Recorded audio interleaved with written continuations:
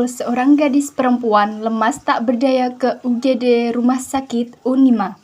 Keluarga pasien disambut perawat di dalam ruang UGD. Perawat juga meminta keluarga pasien untuk mengurus administrasi terlebih dahulu.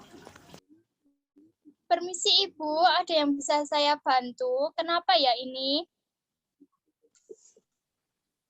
Tolong suster, anak saya tiba-tiba lemas.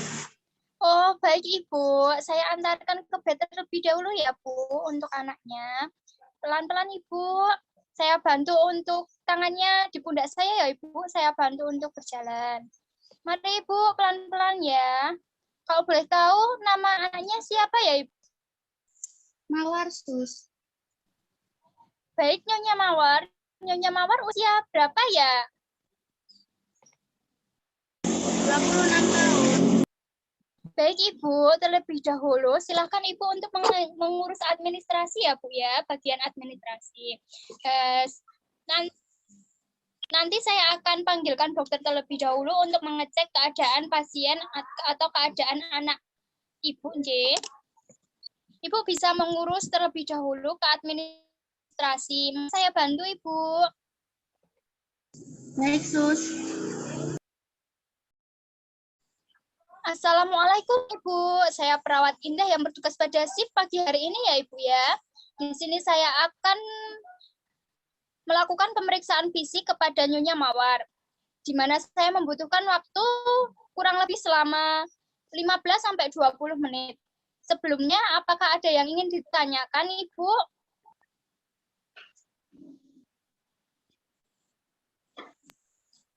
Belum, Sus. Baik Ibu, kalau belum saya mulai ya Ibu ya. Ya, Sus. Baik Ibu, saya sudah selesai melakukan tindakan. Untuk lebih lanjutnya, nanti saya akan kembali lagi ke sini untuk memberikan informasi dan melakukan tindakan selanjutnya ya Ibu. Baik, Sus. Saya permisi kembali ke ruang perawatan terlebih dahulu ya Ibu. Ya, Sus. Terima kasih. Sama-sama Ibu. Selang beberapa menit kemudian, didapatkan hasil pemeriksaan Nyonya Mawar. Ternyata Nyonya Mawar hamil. Tetapi kehamilan ini sama seperti kehamilan yang sebelumnya. Dan kemudian, dokter dan tenaga kesehatan lainnya berdiskusi untuk melakukan tindakan apa yang cocok untuk Nyonya Mawar. Assalamualaikum, terima kasih atas kehadiran rekan-rekan semua. Sepertinya sudah hadir semua ya. Perawat, bidan, apoteker, ahli gizi, dan analisis. Apakah sudah hadir? Sudah. Oke, jika sudah hadir semua, maka bisa kita langsung mulai diskusi kita kali ini ya, mengenai pasien bernama Nyonya Mawar yang sudah saya bawakan rekam medisnya. Sebenarnya saya akan berbicara pasien tersebut bernama Nyonya Mawar yang dengan riwayat itu ya, diabetes ya, DM ya. Pada kehamilan pertamanya di usia kandungan 6 minggu, yang kemudian pasien tersebut keguguran secara spontan di usia kandungan 10 minggu pada Agustus 2017 lalu ya. Ya, pasien tersebut memiliki riwayat diabetes tipe 2 yang kuat dari kedua orang tuanya, menderita DM tipe 2 juga ya. Pada Februari tahun 2018, pasien tersebut kembali dengan kehamilan keduanya. Nah, oleh karena itu, saya merasakan bahwa kebutuhan untuk mendiskusikan hal ini. Nah, mulai itu kita bisa memulai diskusi ini dengan merecall kembali kasus keguguran sebelumnya ya. Dipersilahkan untuk bidan menerapkan terkait tindakan yang dilakukan pada kehamilan yang pertama. Silahkan, bidan. Baik dok, untuk penyebab keguguran sebelumnya itu terjadi karena terdiri secara spontan dan bukan pengaruh dari adanya kadar gula darah yang tinggi dari pasien. Untuk penanganan keguguran sebelumnya itu diambil dari instruksi dari dokter. Begitu, Dok. Oke, baik. Terima kasih untuk Bu Bidan.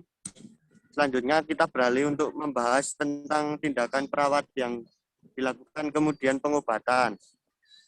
Apa yang dilakukan untuk pasien dan terkait dengan peraturan diet yang disarankan oleh ahli gizi.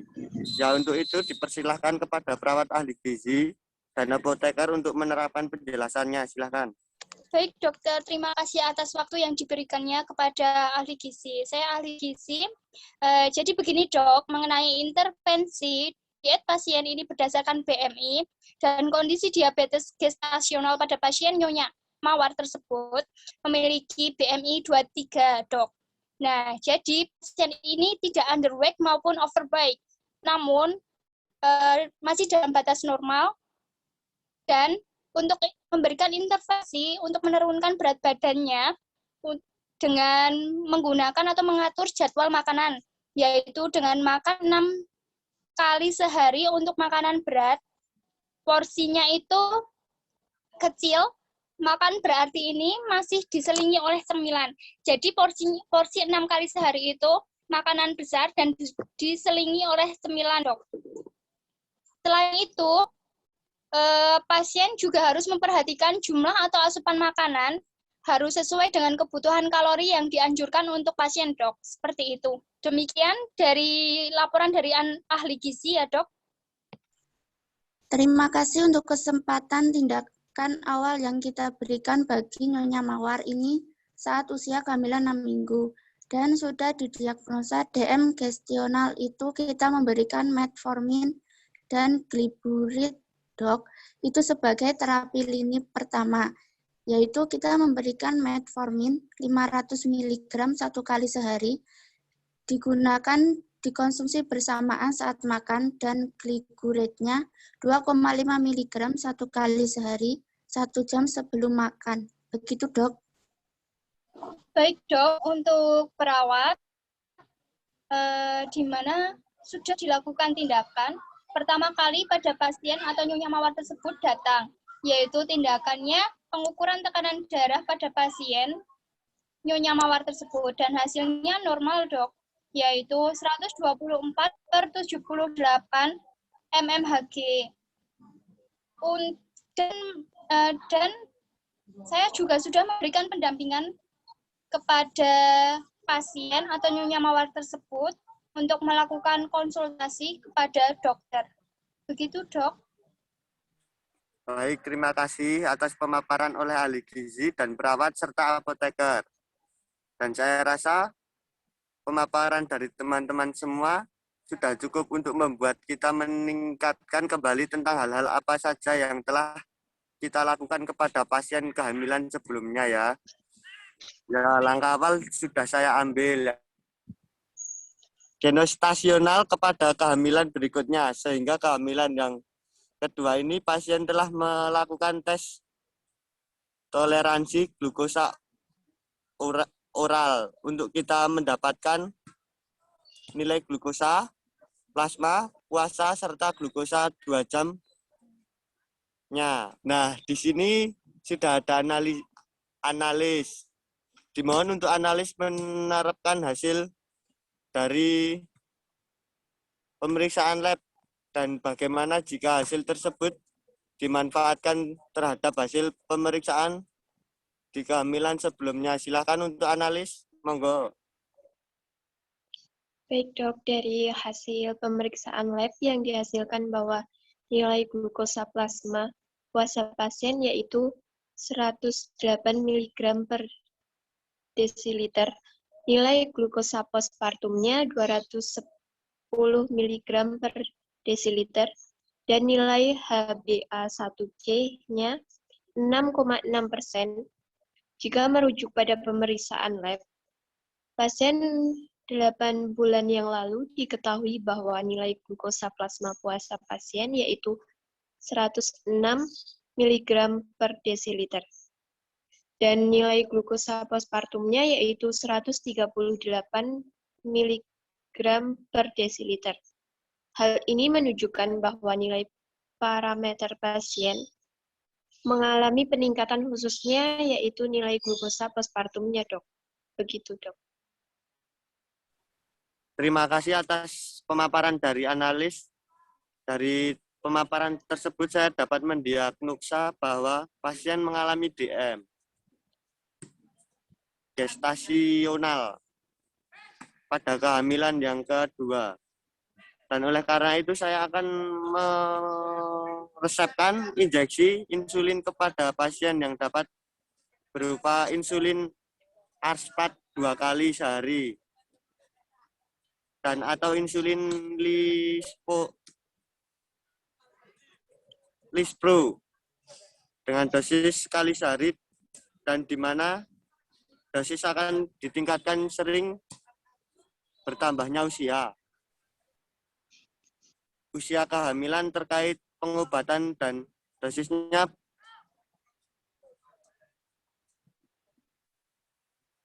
dipersilahkan kepada apoteker. Apabila ada tanggapan, monggo. Ya dok, sudah sesuai dengan obatnya dan dosin karena insulin tidak melewati pasien hamil. Instrumen kita berikan itu ada yang insulin aspart lispro. Aspart ini bisa digunakan 5-10 menit sebelum makan 2 kali sehari.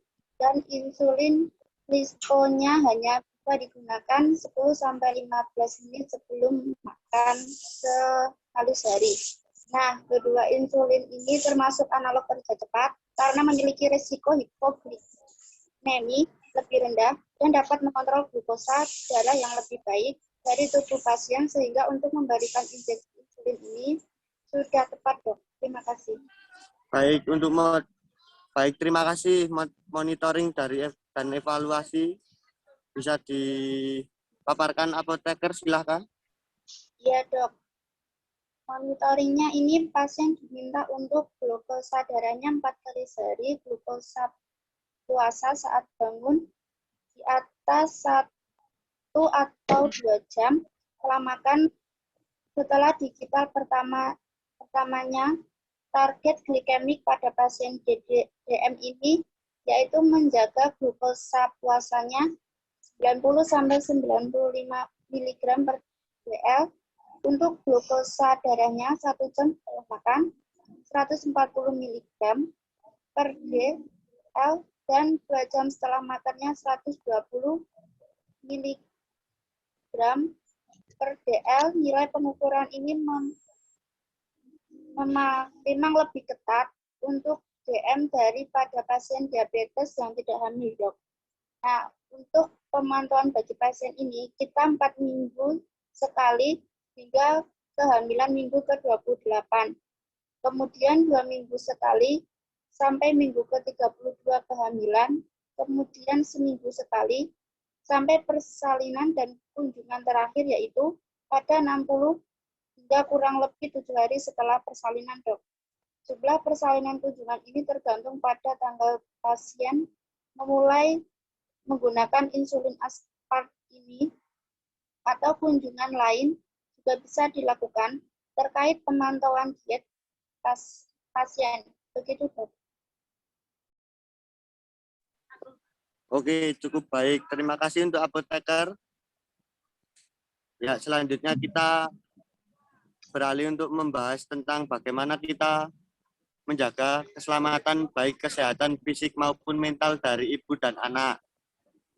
Oleh karena itu, dipersilahkan untuk bidan dan perawat memaparkan tindakan-tindakan yang dapat diucapkan. Silakan. Baik, Dok. Untuk kehamilan gestasional ini kita bisa bersama-sama memantau kondisi ibu dan janin dari hasil pemeriksaan lab rutin, baik dari gula darah, dari diet, hasil monitoring insulin, dari yang telah diberikan saya sebagai bidan akan memberikan edukasi agar pasien selalu memeriksakan rutin tentang kandungannya. Kemudian melakukan si janin juga melalui USG dan menganjurkan untuk memeriksakan gula darah agar selalu terpantau aman dan bahkan selalu dalam batas normal. Dan pasien selalu tetap aman, baik, dan pastinya tidak ada konflik dari yang tidak kita inginkan. Selain itu, agar pasien juga bisa melakukan persalinan normal, yang tentunya dibantu dengan penguasaan dari dokter. Begitu, Dok. Baik, dari perawat, baik dok, saya akan melakukan pendampingan pada pasien dengan melakukan pengukuran tanda-tanda vital, yaitu seperti ada pengukuran darah, denyut nadi, dan pada pasien atau nyonya mawar tersebut. Nah, selain itu, akan melakukan koordinasi dengan dokter dan bidan terkait tindakan apa saja sih yang harus dilakukan terhadap pasien nyonya mawar tersebut untuk mengalami keluhannya. Nah, selain itu, saya juga akan memberikan pendampingan dan memberikan informasi kepada keluarga dan pasien di mana untuk selalu menjaga kesehatan ibu agar tidak berpengaruh pada kehamilannya yang kedua ini, Dok. Begitu. Baik, terima kasih semuanya tentang pemaparan yang sangat baik dari perawat dan Ibu Bidan. Selanjutnya kita beralih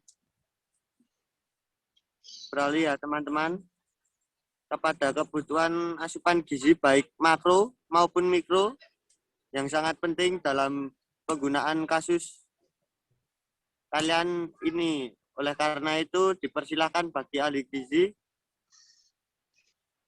untuk memaparkan tindakan yang akan diupayakan. Silakan.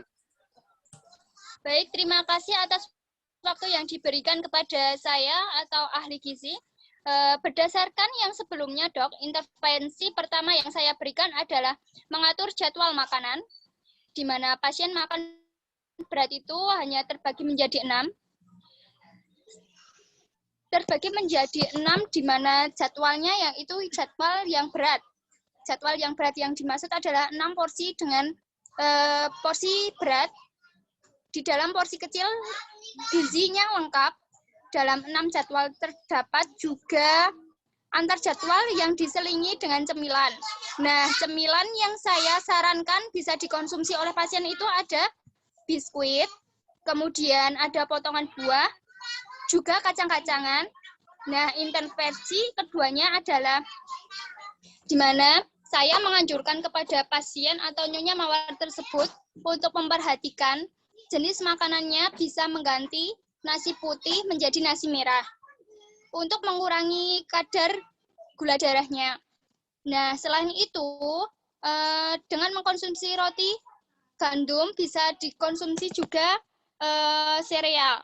Saya memberikan penjelasan kepada pasien tersebut juga mengenai 1 porsi makanan berat, pasien itu harus memenuhi 5 bagian, di mana karbohidrat terbagi menjadi 3 bagian, protein, dan 2 bagian lemak, seperti itu, Dok. Untuk selanjutnya, mengenai kehamilan ini, di trimester pertama, saya akan tambahkan 50 kilokalori dari total kebutuhan energi pasien per harinya, itu setara dengan 1 buah apel. Untuk trimester selanjutnya, ada penambahan 250 kilokalori juga, Dok, per harinya, yaitu 250 kilokalori itu terbagi atau setara dengan 60 gram karbo dan protein, dan mencukupi nutrisi mikronya yang saya hancurkan pasien untuk mengkonsumsi suplemen penambah darah atau multivitamin. Nah, kira-kira hal tersebut yang menjadi intervensi dari saya untuk pasien itu, Dok, untuk pasien nyonya mawar tersebut. Terima kasih untuk waktunya, Dok. Saya kembalikan kepada dokter. Ya, terima kasih atas pemaparannya sangat rinci dari ahli gizi. Saya rasa pemaparannya sudah cukup dari teman-teman. Jika memang sudah cukup jelas untuk tugas dari dan tanggung jawab untuk masing-masing profesi, maka saya rasa diskusi ini cukup sampai di sini. Saya harap kita dapat memberikan kinerja optimal untuk keselamatan kesehatan ibu dan anak sampai persalinan. Bahkan selanjutnya saya ingin ingatkan jika ada hal-hal yang perlu dikonfirmasikan atau didiskusikan bersama, harus diinformasikan kepada saya. Lebihnya saya ucapkan terima kasih kembali atas kehadiran rekan-rekan dan selamat bekerja kembali. Dokter. Baik, dokter. Terima kasih. Selanjutnya, akan diadakan edukasi kepada dokter terhadap keluarga dan pasien Nyonya Mawar tersebut. Assalamualaikum Nyonya Mawar. Waalaikumsalam. Maaf mengganggu. Di sini saya akan berdiskusi mengenai apa sih yang diderita Nyonya Mawar, yaitu diabetes gestasional. Baik, dok. Silakan. Dokter, apakah saya boleh bertanya sebenarnya itu apa sih penyebab dari penyakit diabetes gestasional? Pernah mendengar tentang diabetes gestasional? Pasti sudah ya Ibu, karena Ibu juga dahulu pernah mengalaminya ya. Iya. Ini adalah jenis diabetes yang bisa terjadi selama masa kehamilan, terutama pada paruh kedua kehamilan. Diabetes gestasional dapat mengganggu kehamilan serta kesehatan ibu dan bayi. Diabetes gestasional diakibatkan oleh naiknya kadar berbagai hormon di dalam tubuh saat hamil. Bertambahnya jumlah hormon bisa menghambat kerja insulin. Akibatnya gula darah naik batas rata-rata. Oleh karena itu, ibu hamil disarankan untuk tidak sering mengonsumsi makanan yang terlalu manis seperti es krim, buah yang dikeringkan, atau buah yang banyak mengandung gula seperti kelengkeng dan durian. Pada masa akan memproduksi lebih banyak hormon seperti hormon estrogen, HPL, termasuk hormon yang membuat tubuh kebal terhadap insulin, yaitu hormon yang menurunkan kadar gula darah. Akibatnya kadar gula darah mengikat dan menyebabkan diabetes gestasional itu. Ya, Bu. Baik, dok. Terima kasih atas penjelasan dokter. Sekarang saya sudah lebih mengetahui tentang diabetes mellitus gestasional ini, dok. Maaf dok, sebelumnya apakah saya boleh bertanya? Sebenarnya apa sih faktor resiko DM gestasional ini? Boleh Ibu memiliki riwayat diabetes gestasional. Kedua, berusia lebih dari 25 tahun atau jika pernah melahirkan bayi dengan berat lebih dari 4,1 kilo. Mengalami obesitas selama kehamilan. Memiliki penyakit tertentu. Seorang wanita memiliki resiko lebih tinggi untuk terkena diabetes gestasional jika sebelumnya pernah menderita penyakit tertentu seperti hipertensi, gangguan jantung, dan PCOS. Lalu untuk bahaya ibu dan janin apa ya dok? Kelahiran prematur atau melahirkan saat kurang dari 37 minggu. Keguguran, polihidramion atau berlebihan cairan ketuban. Peningkatan resiko terjadinya pendarahan pasca persalinan. Baik dok, terima Seperti itu. kasih. Saya berharap yang terbaik untuk anak saya agar dia selamat dan juga untuk calon anaknya. Baik, saya dan tenaga kesehatan lainnya akan memberikan perawatan yang semaksimal mungkin untuk kesembuhan anak ibu. Dan saya juga meminta untuk Nyonya Mawar dan ibu juga selalu berdoa karena kesembuhan semua ditanggung Allah. Saya hanya sebagai perantara. Baik begitu, apakah ada pertanyaan lagi, Bu? Sudah cukup. Terima kasih banyak. Ya, baik Ibu, saya permisi dulu. Perkembangan selanjutnya saya akan memberikan informasi lanjut. Assalamualaikum. Baik, Dokter. Ya. Waalaikumsalam. Waalaikumsalam.